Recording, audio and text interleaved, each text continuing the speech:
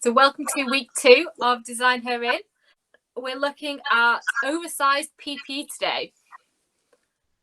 This is a proper Design Her In topic, isn't it? Yeah, that comes up again and again. Again and again and again and again. Okay, I'm looking at a quote here. Oversized PPE to the point where it's dangerous and can form a trip hazard, or means that you can't pick things up as the gloves are too large. Never mind making you feel like you don't fit. Nothing dents a woman's confidence more than wearing clothes that are at least 3 times too large and you look like a child playing dress up. So what's your experience of PPE from?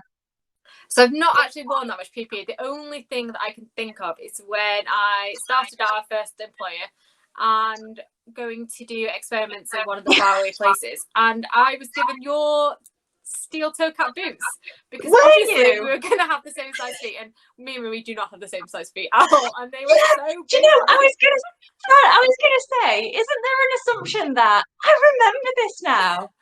Isn't there an assumption that because you're a woman, you're all the same size? Like, we have completely different size feet. Yeah, I remember that. They must have been massive on you. Did you use them? Yeah, I still got them. They're downstairs. You've got my boots. Do you want them back?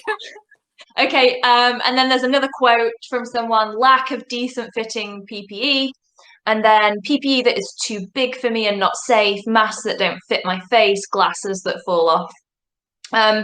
So it's interesting. I'm trying to think back on, like I did a lot of experimental work in the day and experimental trials, and I had to wear PPE. And I remember specifically ordering, out of a catalogue, women's sizes, still it being like ridiculously fitting and too big.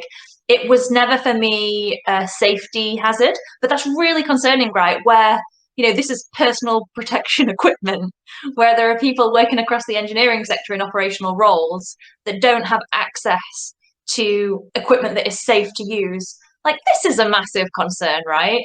Like, I mean, how ridiculous is that? How are you supposed to do your job safely if you can't even have clothes that are the right size for you? Like, and what's the excuse? What is the excuse? Yeah, there shouldn't be an excuse because there are suppliers of female fitted PPE. Like, there are suppliers out there, so there shouldn't be an excuse. And I think now in the current pandemic situation, PPE has become so important and should be more universally available. Well, I mean, it's been all over the news, hasn't it? And I know that Caroline Criado Perez has done quite a few interviews around PPE for healthcare. Like, this is not just engineering. This is and healthcare's predominantly female. Like, if the excuse was, oh, well, we just don't stock women's stuff because there aren't many women in engineering, like, healthcare's predominantly female. So it's almost like that excuse doesn't hold, right, or that logic doesn't extend.